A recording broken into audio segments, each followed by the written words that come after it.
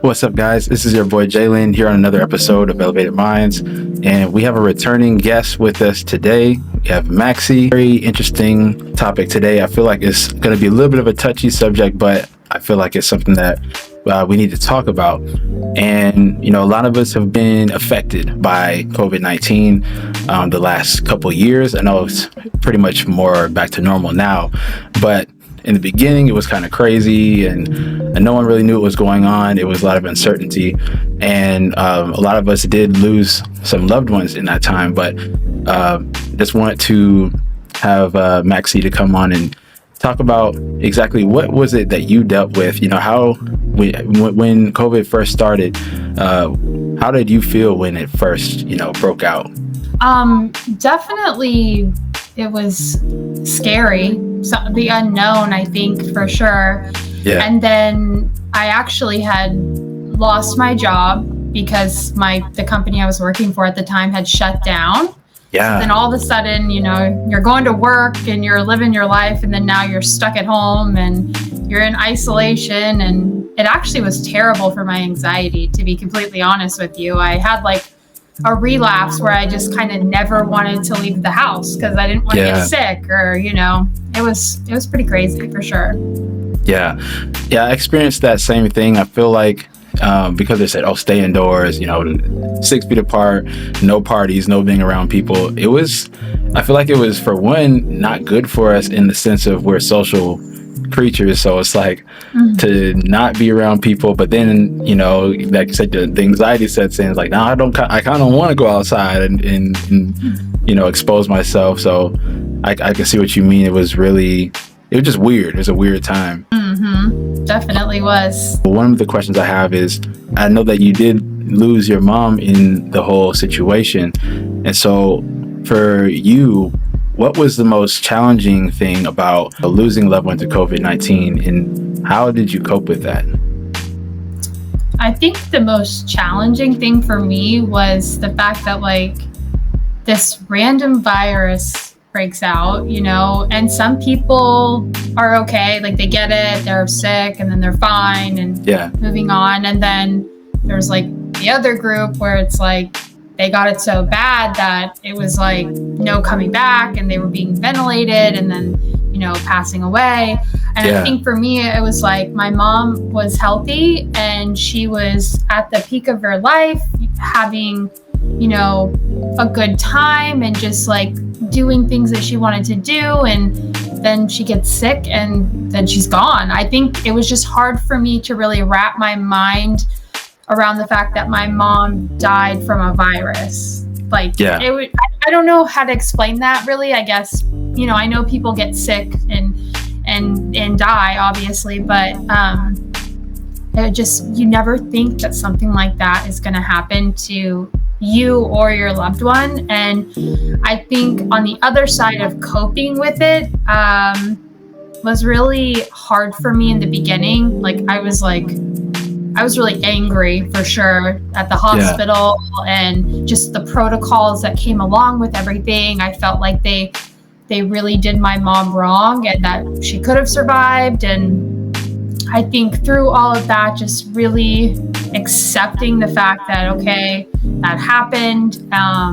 But I want to keep my mom's memory alive, not in a negative way, but a positive way, in the light that she brought to the world, and just continue to tell her story so that she's not forgotten, is how I personally cope.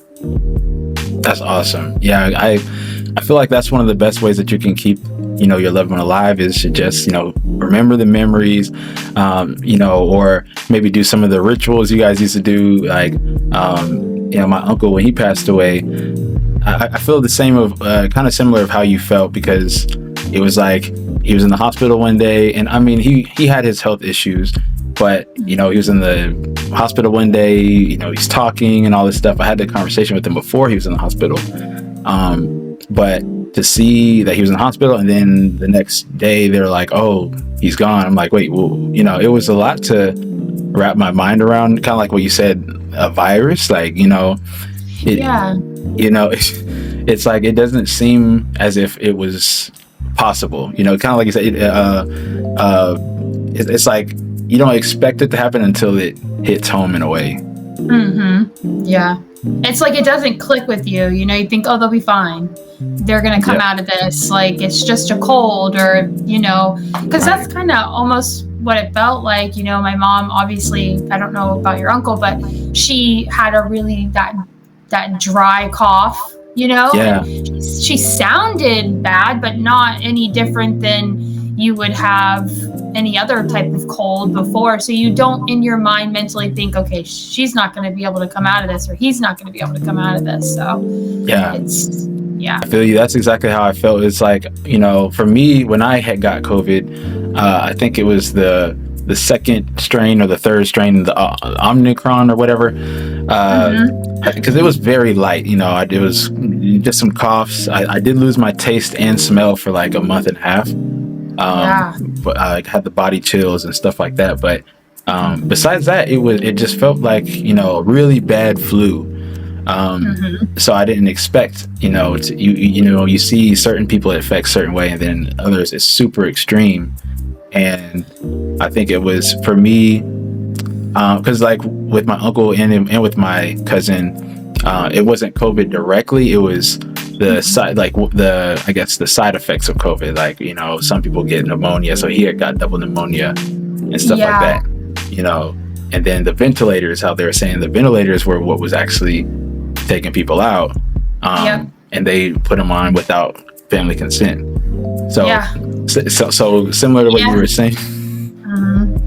It's pretty crazy. It's to me it seems, I mean, I've advocated for my mom. I'm not sure if you've seen, I had an interview with an organization that's basically trying to fight back for COVID patients who passed away, and the way that the hospitals handled things, because it was all a game of money, really. You know, they got paid when you gave them remdesivir, they got paid when you put them on the ventilator, they got paid when the patient died. So, you know, I feel the agenda was very not in my mom's favor, or in a lot of people's favor. So, but my mom was like your uncle. She got the double pneumonia, and it was just like not getting any better at all. So you know, it's rough because it's always like, you know, you always feel like, oh, could I have done more? And, you know, but you just don't expect those types of things, and you expect that, you know, the hospitals are going to be, you know, having the best interest for their patients, you know, and it's just not always the case. So that is sad. And I heard, you know, even some people that were passing away, they were just saying, oh yeah, they passed with COVID, even though it was like, you know, internal bleeding, they died of that or died of diabetes or something. They were still putting the tag of COVID because they're getting paid on it. Sick. It truly is sick. It is. It really is. So during that time, you know, when things were kind of crazy with the pandemic and, you know, things happened with your mom, how did you find solace and support? You know, was that easy, or did you, you know, I know sometimes people will withdraw when things like this happen. You know, how was it for you? I think I definitely withdrew for a long time. I was definitely beside myself, and I kind of tend to do that emotionally anyways. I kind of go into my own place and I just want to stay there and kind of not deal with what's really happening. But aside from that, I think it taught me that life is very short and it's not meant to be spent alone. You know, and there are people in your life that are there for a reason, and they're there for you to lean on them when you need them. And I definitely learned that, and me and my sister, I could not have done it without my sister, honestly. She has been such a tremendous help and light for me during that time. And I'm just so happy that I have her to understand what we're going through together and what we endured together during that time as well. So yeah, I think it's almost I mean, not even almost essential. I feel like it is essential to have someone a group or just one person to go through that with. When I lost my girlfriend 9 years ago, I withdrew a lot. I didn't want to be out. I didn't want to talk to a lot of people. And so it was rough, even with my uncle, and when he passed, and when my cousin passed, I think it was like a year right after. It was like, I'm glad I had the people that I have in my life, because, I can see how some people can fall into kind of like a spiral, if you don't have that person or group to kind of help you ground and, come back to, because sometimes when you're alone, your thoughts and your anxieties and all that stuff can just be swirling around, and you just, you're stuck, It's so true. I mean, and then once you get one bad thought, it's like a train of them.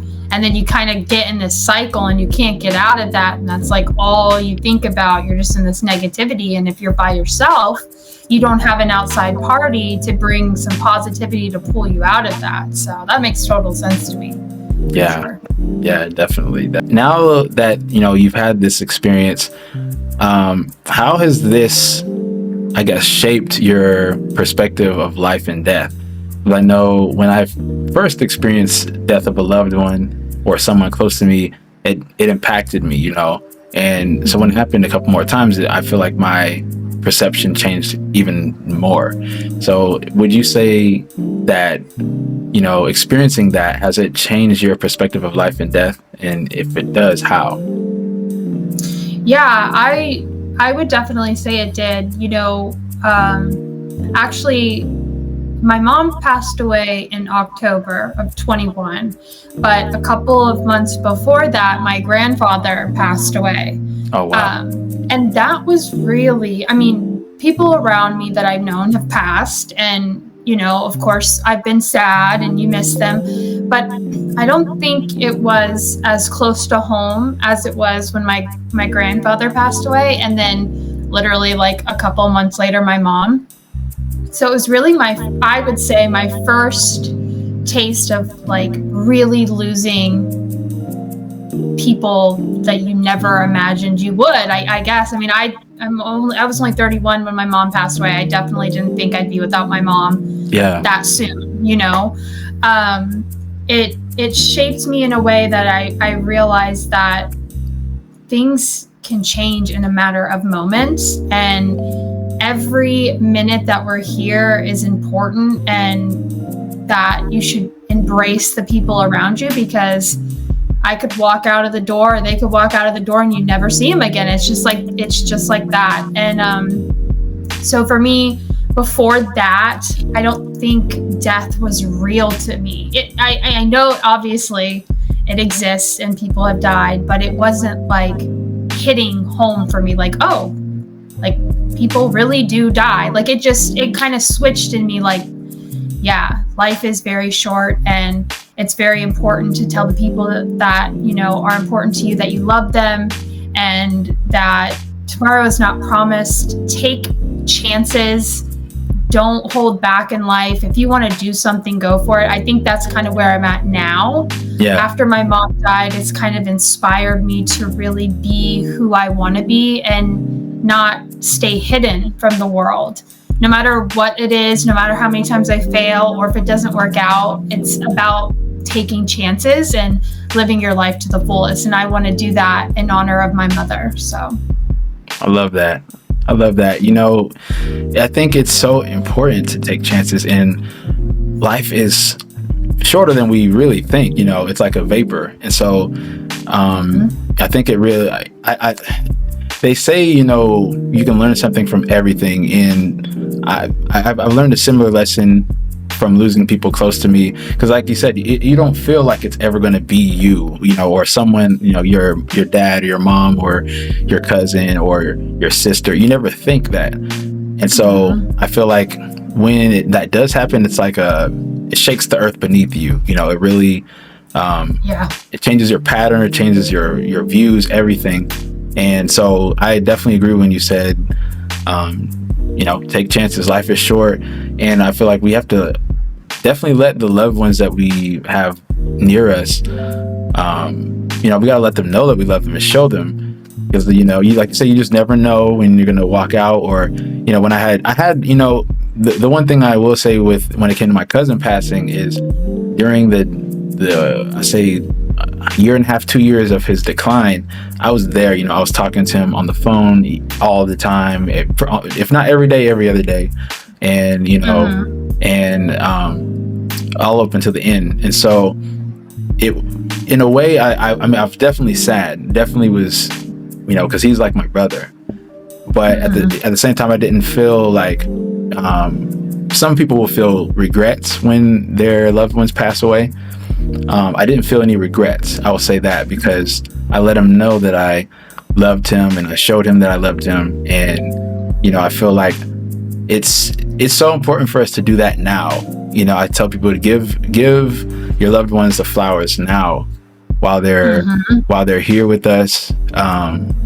Because, once, people buy flowers when they pass, but they can't see them. They can't, No. they. It's true. Yeah. You're basically just bringing it to an empty soul. They're gone. They're not there, So, yeah. Makes sense. Yeah. So I feel like it's just really important. And I liked what you said earlier, where you said, you want to keep your mother's, keep her alive, and by doing these different things. And what are some of the ways that you remember and honor her? And what would you say is your favorite thing about your mom? I think my favorite thing about my mom was definitely her just larger than life spirit. She was someone who loved to have a good time, and anytime she laughed, it was just so infectious. Like, everybody was, it didn't even have to be funny. Like, her laugh in general was just funny. And she was always ready to just go and do something. She was always on the go, experiencing life. And I love that about her. And it's made me realize that that's something that I want to do to continue on.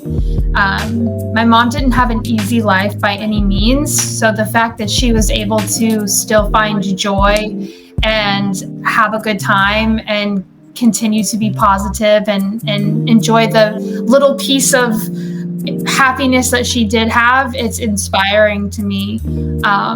And that's the way that I would love to honor her, is just to go after my dreams, my aspirations. And, no matter how hard life gets, or, how dark it can be, there's always another day to try again and be something better than you were today. So I love that. Losing my uncle and losing my cousin, I just feel like I see things now through a different lens.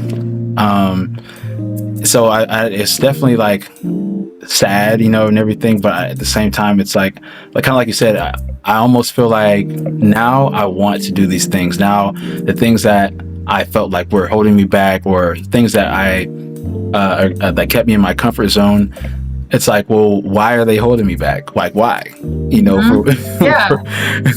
Because like we literally have one life. We get one try at this, and to not do those things, or to let fear hold us back, or just not doing yourself a service by doing the thing that you want to do in life.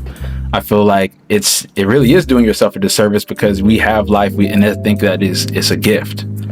And, because it's a gift, I don't think that we should take it for granted. And so I feel like, just like what you said, I think that's a beautiful way to honor your mom, is, just living, like doing the things that you know you want, because that she would want you to do that anyways.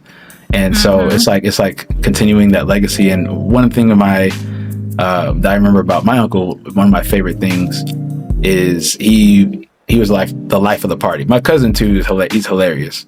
And so they always had everybody laughing. Like my cousin, he had the best sense of humor. Me and him, we just crack jokes all the time, and I still use some of his humor now, and I think that's kind of how I keep him alive now. And with my uncle, it was like, you know, he was the one that everybody wanted to come over, be at his house, or he would be the one to arrange things to happen. And so it's like, I feel like I would love for that to be me as I grow up and have kids and all this stuff, and you know, be able to just have the family all come together, and you know, and just be that person that helps gather everyone. I think that was one of the things that I remember about him, even since a kid. He was always the one that had everybody gathered together, laughing, loving each other, and I think that was just like a really good memory of him. That's awesome. I like that. Yeah, and that's obviously impacted you in your life, that it felt like a safe place to go, and that you were all gathered around your family. That's a really awesome way to remember him, for sure. Definitely, most definitely. During, I guess, the grieving process, everyone has their own grieving process. And so what would you say was some of the practices that really helped you to get through your grieving? So kind of just circle back to what you were saying, how you don't regret with your cousin because you told him that you loved him. I think for me at first, I really had a lot of regret with my mom because we hadn't always had the easiest relationship and had our struggles. And I think I felt like if I would have just been more forgiving or let some things go, I would have had more time with my mom, and I would have been able to have more experience with her that I shared. So that has been a really big hurdle for me to get through, because regret is not easy to weed through, especially when somebody's no longer here and you can't say, I'm sorry, let's work this out.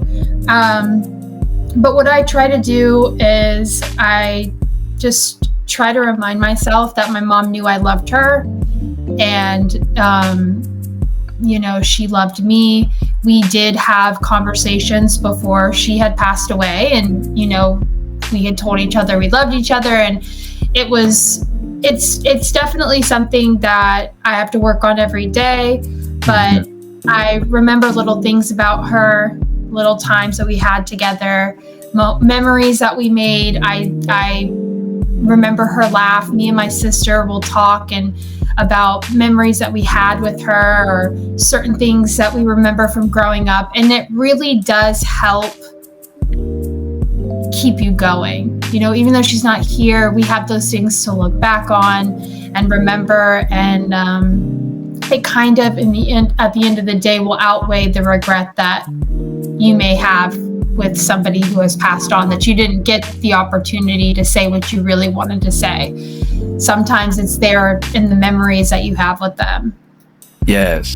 That's one of the things I would do when I would get really sad, or I would think about my uncle or my cousin, is just think about, there are so many good memories. So that's one thing I could do, is just easily think of something that would make me laugh, and immediately I would smile, and just to have that, and it can bring you into that vibration or that moment of where you can feel that, I think that's a really good thing.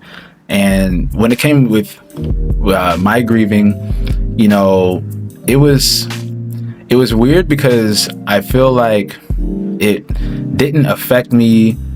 Like, I don't know if it really affected me right away until it really set in. Like, after the funeral, it's like, oh no, this is real. Like, it really just happened. They're gone. And but I feel like it really hit me maybe like a month later, maybe a month and a half later. And when that happened, I started to do, just different things that would help me to grieve, like help in a healthy way, instead of just, being busy or finding things to do, And one of the things I did, actually, was the first time I ever did. This wasn't the reason why I went, but I went to therapy for like a few months.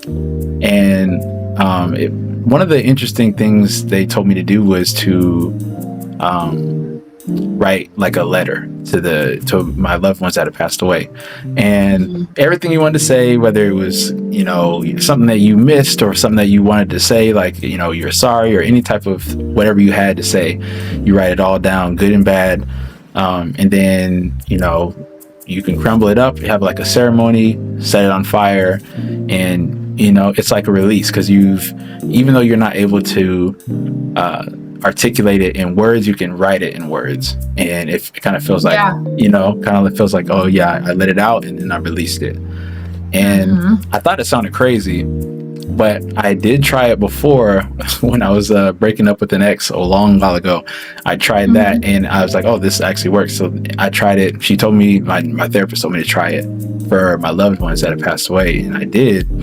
And I was surprised to know that it actually worked. It felt like I was getting things out. And so people can try that. If it could have been 10 years ago that you lost someone and still feel some type of regret or some type of hole in your heart, or just unease that you didn't, loose ends. It doesn't have to stay that way.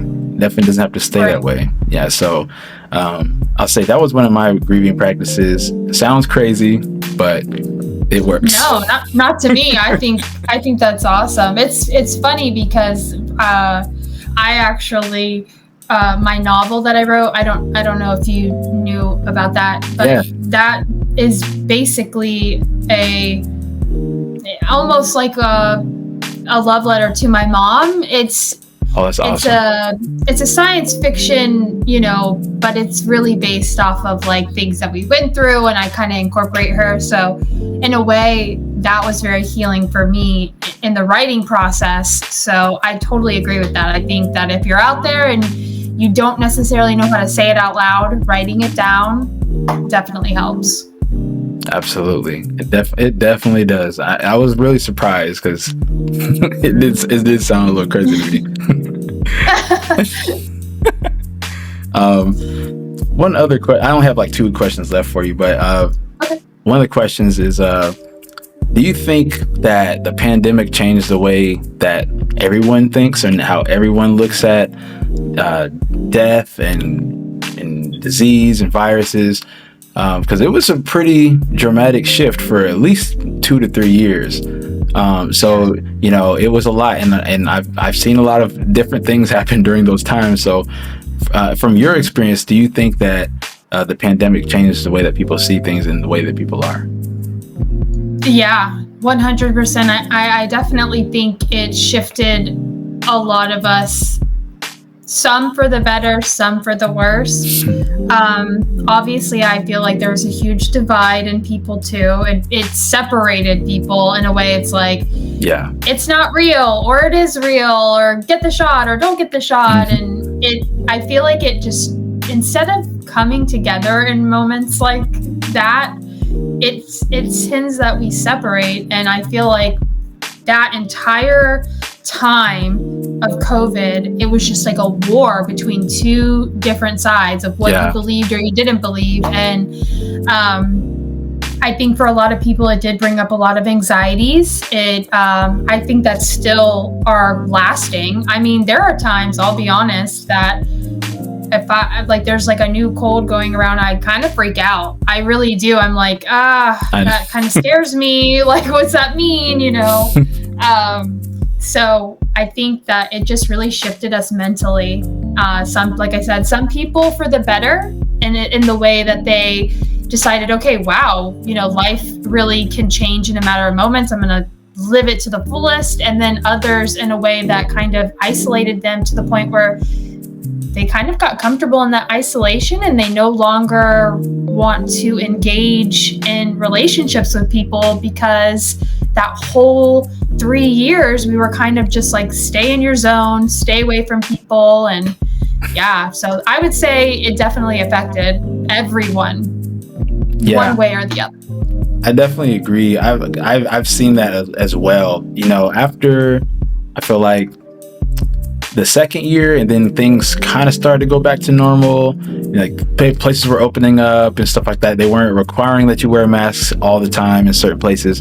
I did notice even after there were some people that were still like stuck in, in the moment when it first broke out, there are people that were wearing 5 masks at a time and, got the riot gear on and, when the gloves, they don't, it was especially here, it was crazy. Like I've never seen, but now, I did notice that some people are even to the point now where they don't, like you said, they weren't wanting to leave the house. Some people still now to this day have not left their house. I know some people that really they just get everything delivered. They don't leave. They don't do anything. They work from home. Everything is at the house.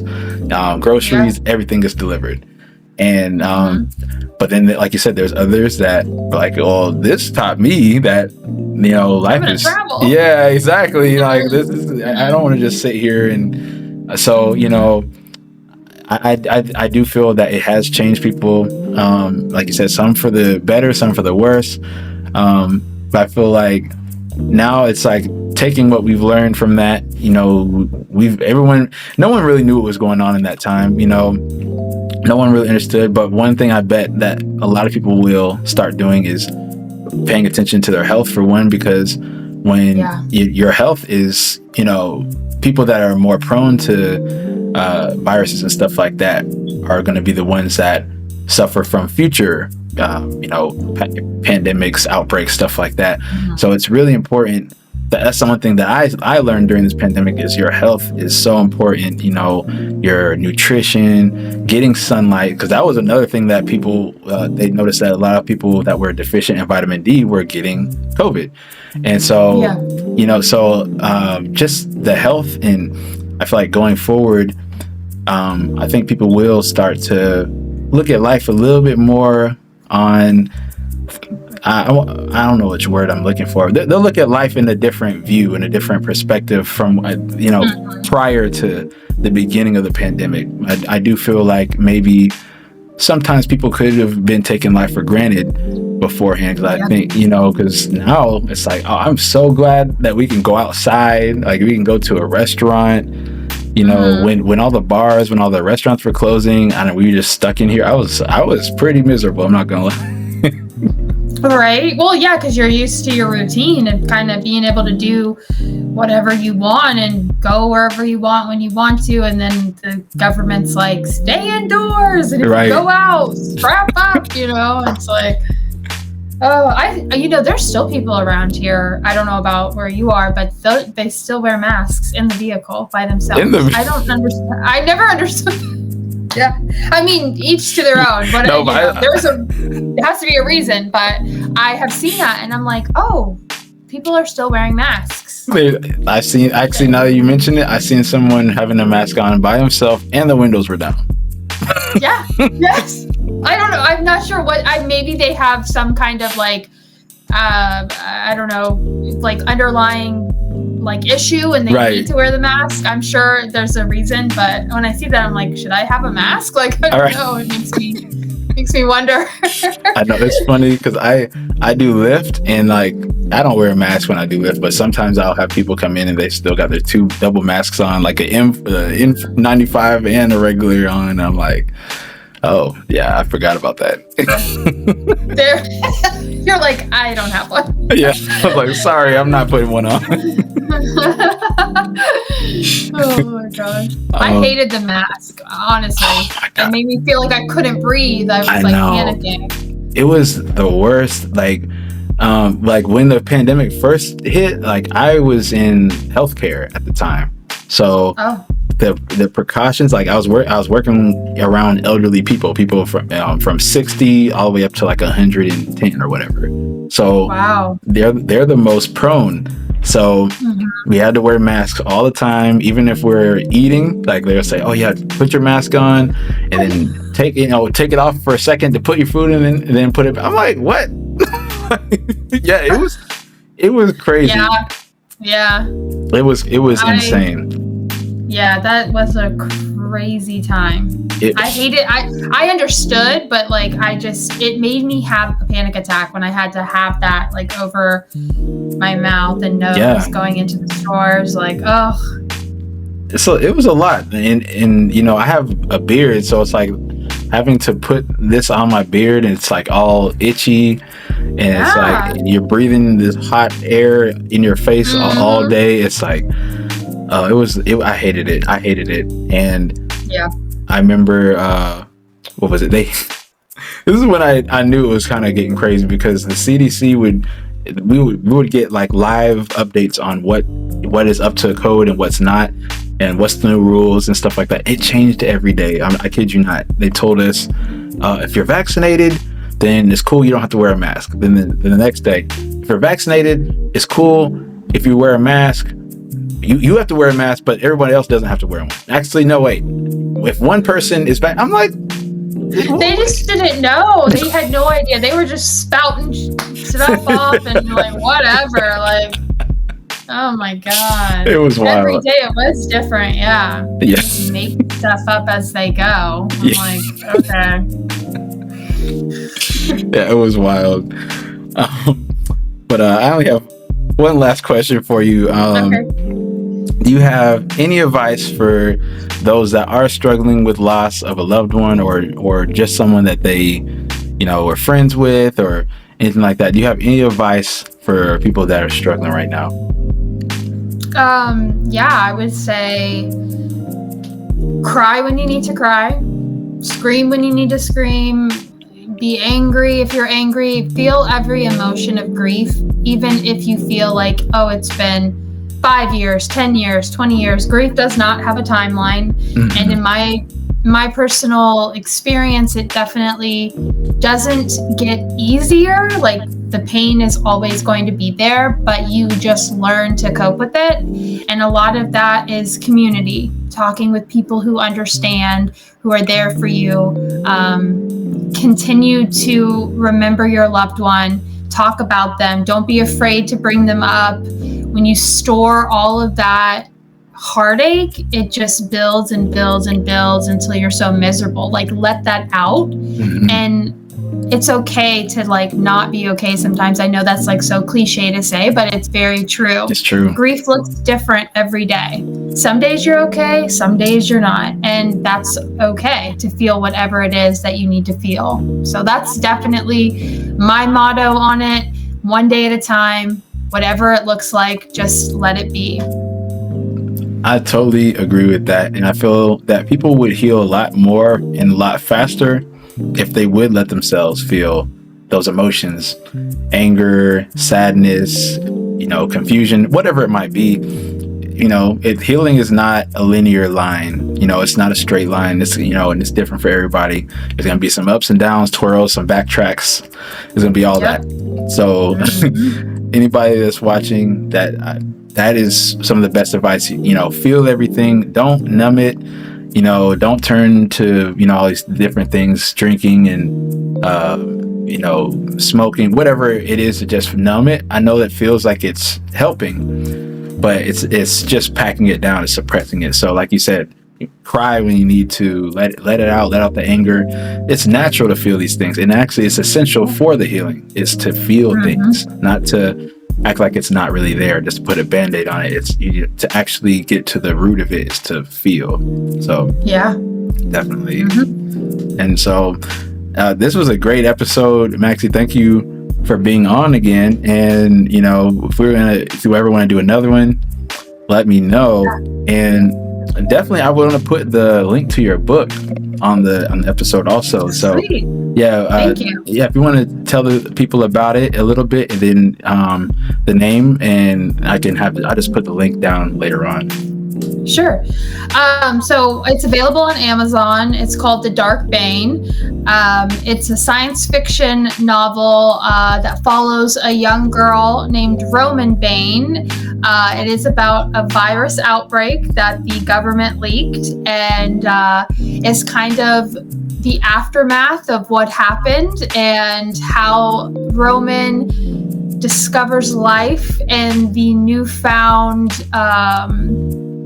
freedom that she has in this new world where most people, passed away from the virus, and then there's kind of people who, aka the government, who made up sections for certain things to kind of come out and for their benefit. And she kind of finds herself in a place where she is either going to save what she can save or conform to what is already conforming. So. Wow.